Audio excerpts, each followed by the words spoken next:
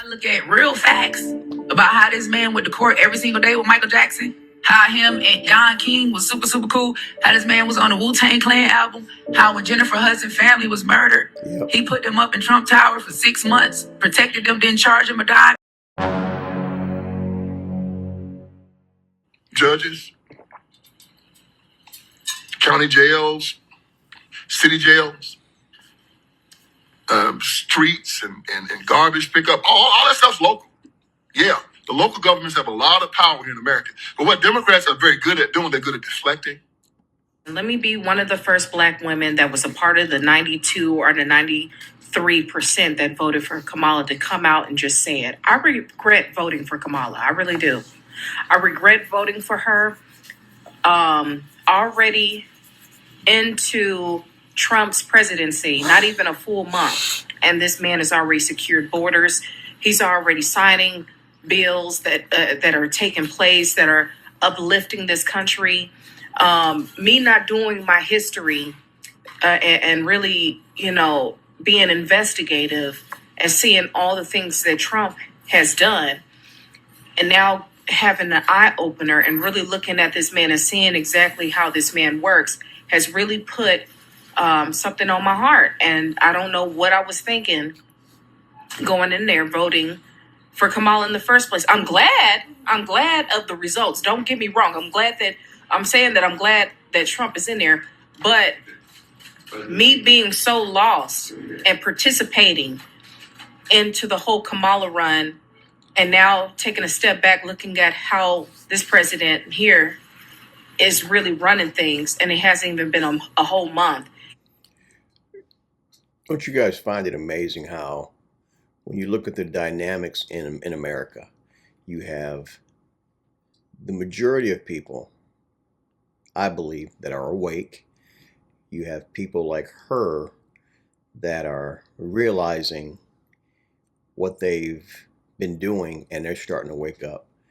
But the part that doesn't make sense to my human brain is that section of society that is still asleep, that's still watching CNN, MSNBC, that are still brainwashed by what's been going on in this country. I don't understand that. Can somebody please help me wrap my head around that? I don't get it. But kudos to her. I'm thankful that she finally woke up. Is something that I do think about. So, I advise people that are in the Democratic Party, myself, to do your research. Really do your research, okay? Because I can definitely say that as a Black woman, a part of the 93%, I made an error. I can admit that. I can take accountability and admit that. Now, this lady right here was one of the people that Donald Trump pardoned. And it's amazing. She dropped some bombs in here that I wasn't even aware of about some things that Donald Trump has done. It's amazing how fast we forget what this man has done. And again, I always have to say this. It just reminds me of Jesus. No, I'm not comparing Donald Trump to Jesus. But remember when Jesus Christ showed up on the scene? They tried to stone him. They tried to spit on him. They tried to kill him because he was bringing truth. Here he was trying to do something good for humanity by giving his life for all of us. The Jewish people in that day saw him as a threat, and they tried to kill him. Put Donald Trump in that position.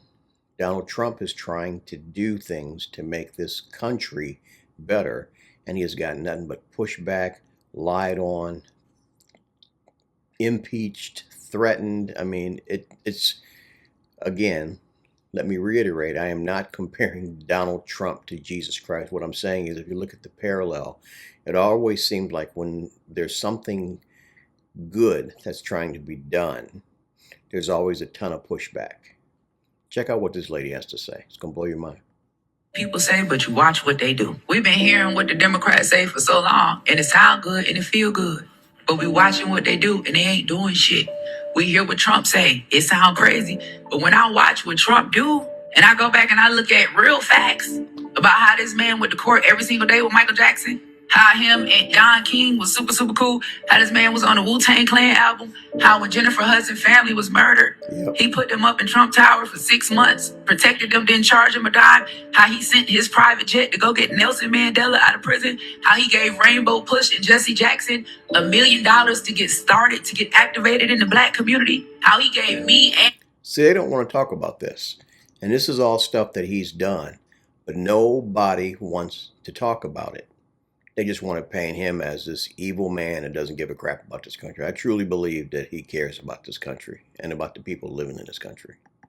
Kwame Kilpatrick, pardons to restart. I hear what people say and I watch what they do. I hear people saying they mad about Trump about the Central Park 5, and I get that. But then I know Trump passed the First Step Act, which done freed close to 20,000 people to this day, including Big Meech getting out on some of that sentencing reduction. That ain't got nothing to do with Kamala though. That's Trump in the First Step Act. But then I hear what Biden's saying, but I know Biden responsible for the 94 crime bill and the crack cocaine disparity, the thing that took all the real streets. This is what Trump's First Step Act was in retrospect to that. Trump's First Step Act overturned that 94 crime bill. That's why we see all the real ones come out. That's why we stuck with a generation of Lil Nas X. Chills on my back right now. All of this was strategic. Wipe all the real men off the street. Push this agenda. Because if the real men were in the home, we wouldn't see this like this. So you watched your mama be this pillar of strength. You modeling behavior, go back to psychology. And then we watching agendas on TV. Unfortunately, the Democrat Party of the day ain't the same Democrat Party that grandma done raised us on. A lot of us is Democrat because that's what grandma done was on. We're going to be honest. We don't even know why we Democrat. That's just what we on because we black. Grandma done said it. The policies have changed. Times have changed.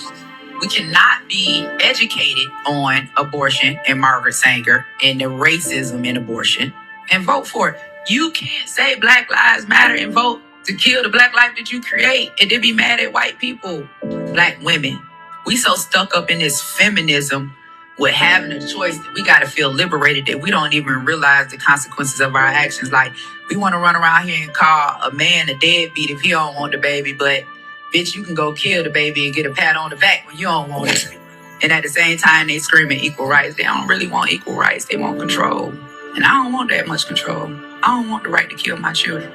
And if people gonna hate me for that, oh well. But you know, people waking up now. But I think what the issue is, again, we so stuck on racism. Like they use this whole racism thing to try to control us when, you know, if I'm gonna be 100% honest, everybody that I know that was murdered, that I love, that was taken away from me, was taken away from me by somebody black. Like I don't even know nobody that was killed by a white police officer. I'm not.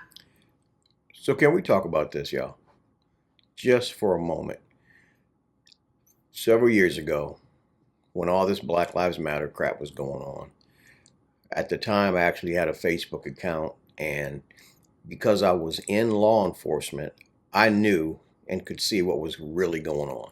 Now, I can't speak for every city and every state and every, across the United States, but I knew the facts and what the percentages were. And they painted this narrative, like I remember LeBron James coming out talking about how he was scared to come out of his gated community because he thought he was going to get pulled over and get jacked by a white police officer. It was such BS.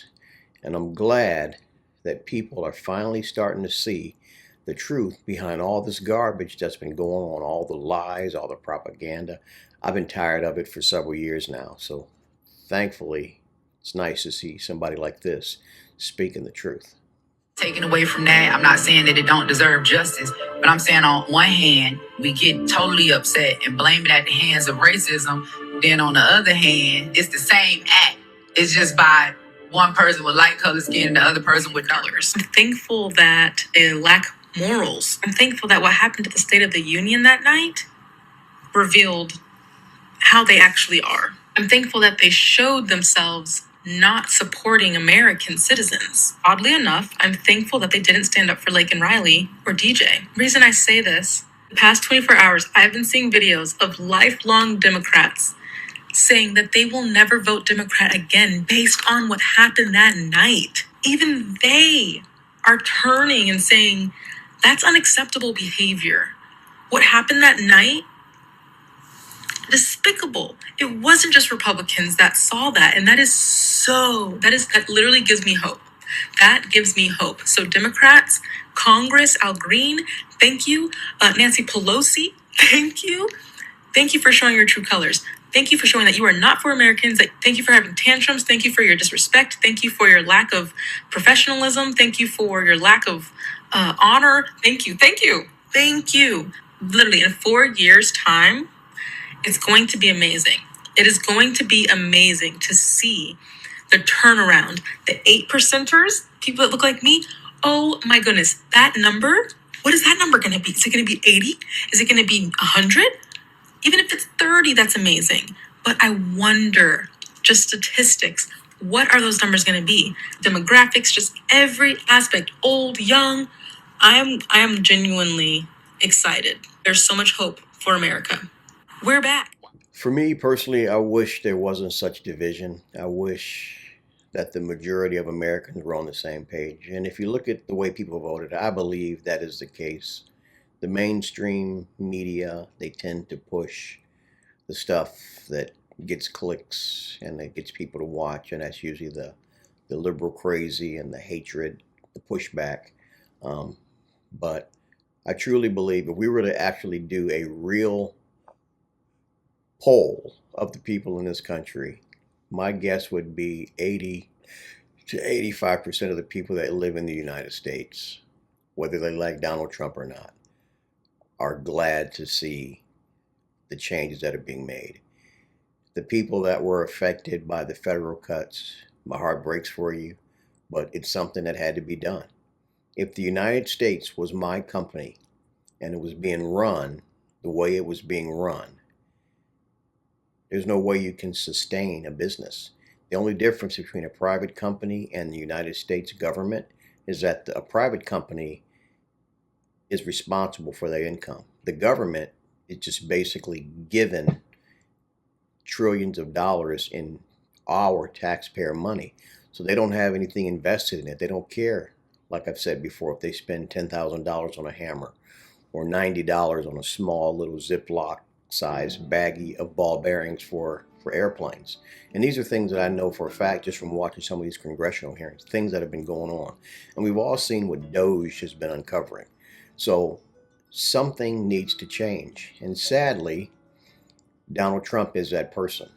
And again, I wish we could all kind of rally behind him and support him, pray for him, and hope that we can get this thing turned around, because I believe that we can actually get back to being the America that many people dream of. You know what I'm saying? But sometimes you got to take a step back in order to go forward.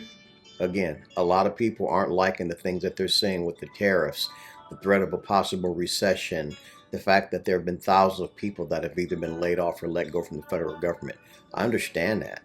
But can we keep going down that same road doing the same crazy? Because we were on a road to implosion. So I'm actually thankful. For me personally, and this is my own personal opinion, I truly believe that Donald Trump is a reprieve for America. See, what a lot of people don't understand, and I'm going to, again, come at you biblically. The Bible, which is the Word of God, makes it clear that God is the one that raises up leaders and kings. So if Donald Trump is in the position that he's in, it's for God's purposes, not man. And if you look at the things that the previous administration, and well, I'll just say Kamala Harris, and the agendas that they were pushing, all this transgender weirdness and craziness, and little kids changing their gender and not wanting to tell their parents, tampons in the boys' bathrooms, men and women's sports. I mean, I'm sorry, but it's not normal. And you can disagree if you want to, but this is the path we would have been on. And again, when you look at it from a biblical perspective, it kind of reminds me of Sodom and Gomorrah. If you don't know what Sodom and Gomorrah is, go read in the book of Genesis what God did with that nation. So again, wake up, people. I hope that we can all come together as a country and start trying to get behind what Donald Trump's trying to do and support each other, love each other, pray for each other. Again, make sure you hit that like button if you haven't already done so. Also subscribe to the channel. And like I always say, I love you guys, and I will check you on the next one. Later.